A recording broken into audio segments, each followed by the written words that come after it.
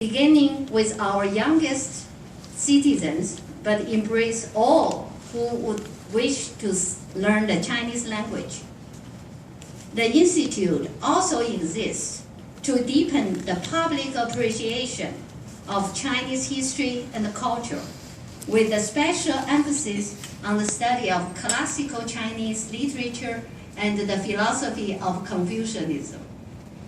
The university's administration has embraced the Confucius Institute and be generous in support, most especially President John Broderick and Provost Carol Simpson. At this time, it is my pleasure to introduce President Broderick. John R. Broderick has served as Old Dominion University's 8th president since 2008.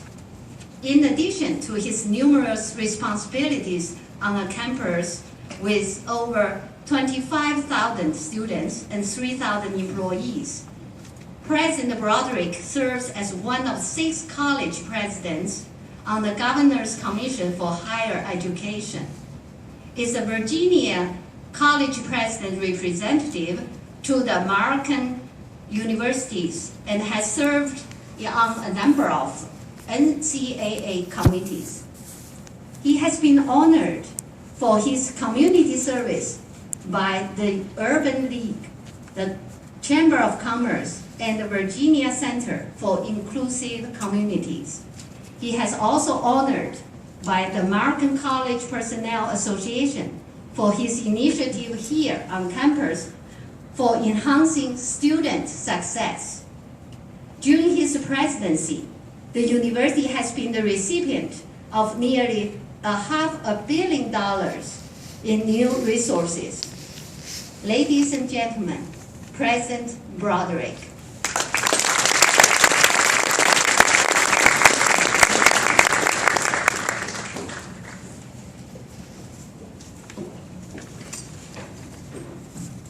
Well, good evening. We're delighted you're all here. One thing I find interesting during this time of the year for me, we're in the budget season here on campus. So I notice now when I'm getting introduced by people, my introductions are so much longer and lofty and so on. I'm sure it has nothing to do with the budget process that takes place on campus, but I've had some splendid introductions this month, and I'm delighted to have another one tonight. Thank you. Tonight, as Dr. Hailstork mentioned, does mark a milestone for the Confucius Institute. It's the first major program since the official opening earlier in the year. And I cannot think of a more auspicious beginning than with our guest tonight, Secretary Cheng. It's an honor for the university to host the Confucius Institute. Old Dominion proudly shares this distinction with such renowned peers as Stanford, the University of Michigan, and our Commonwealth neighbor, the College of William and Mary. Universities are perfect sites for Confucius Institutes. We are the bridge builders with the nations of the world who seek the better lives of our people and create a stronger, more resilient world for future generations. The Confucius Institute here at Old Dominion is a concrete example of an initiative that will help us reach these goals. Tonight, the university welcomes one of its own, Virginia Secretary of Commerce and Trade, Jim Cheng, class of 1982 from Old Dominion. Secretary Cheng is the Commonwealth's leading expert on information technology and connecting Virginia's competitive advantages to the commercial interests of the world. Opening new marketplaces for Virginia has been a hallmark of his and Governor McDonnell's administration. Secretary Cheng prepared for his successful career in business and government service by supplementing his Old Dominion undergraduate degree with an MBA from the University of Virginia and a law degree from Georgetown University. Notice I said supplement. He began his professional life with an important role at ECI Systems and Engineering, an information technology and integrated systems company established by his father, Dr. Richard Cheng. He went on to establish CHM, a government contracting company specializing in information technology, which he grew from a staff of 5 to more than 550 employees. In fact, CHM was named the 12th fastest growing private company in the United States by Inc. magazine. More recently, he served as president of Totus Lighting Solutions, a startup efficiency energy firm. Despite the many demands of public life, Jim Cheng has made time to serve many nonprofit governing boards, including the Old Dominion University Educational Foundation. Dr. Richard Cheng, who is a member of our Board of Visitors, is here this evening, along with Nancy Cheng, a former member of the board. So Jim, you got a lot of pressure tonight with your folks in the audience. Please join me in welcoming Secretary Cheng.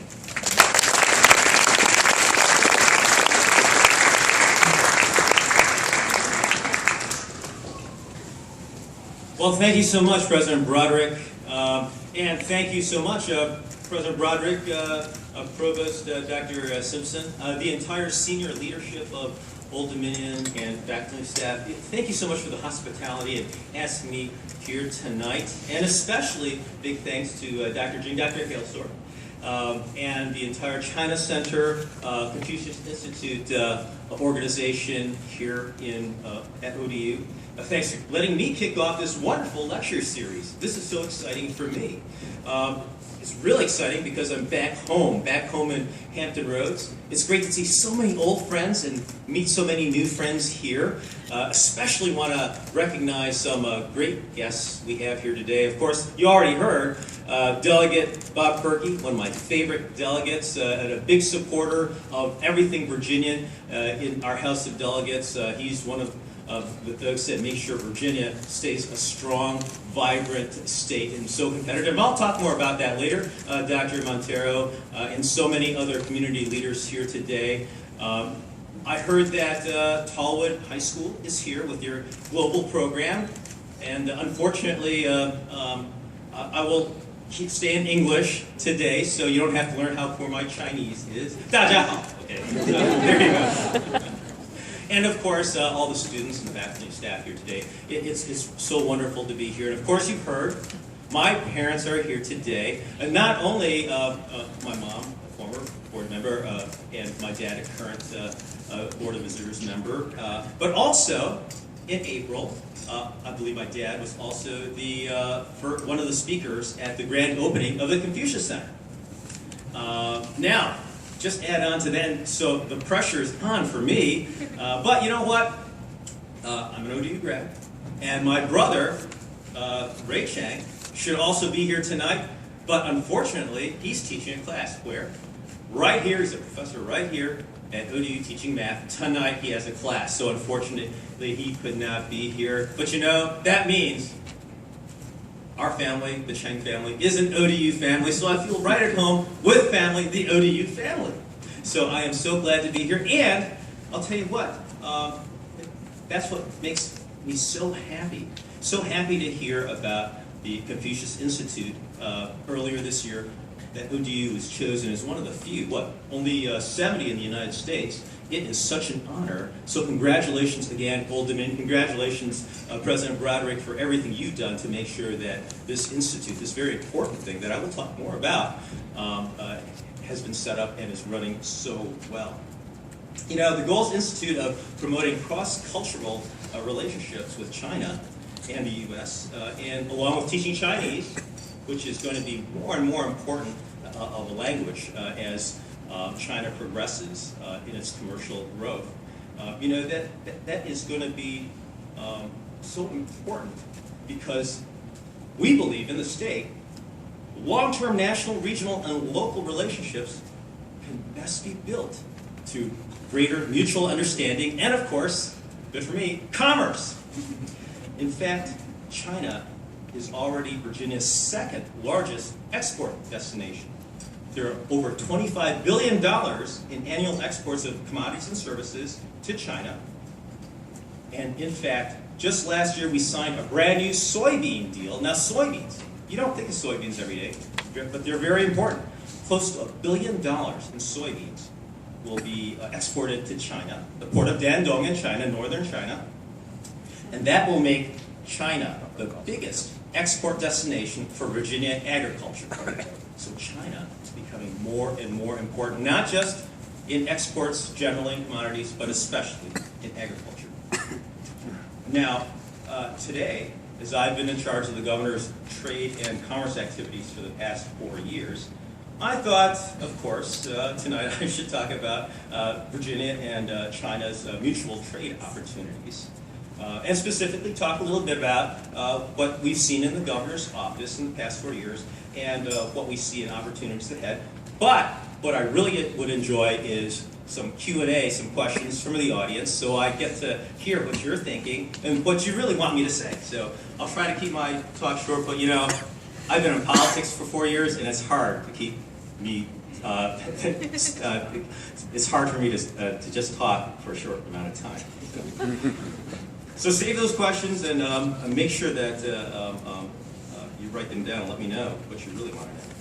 So, what is my job as Secretary of Commerce and Trade for the state? Well, a big part of my job is going around the country and the world, often with the governor, sometimes with not, to tell the great Virginia story. Why we are such a great place to do business, and try to recruit companies to come and locate here in Virginia, and also, of course, try to help our existing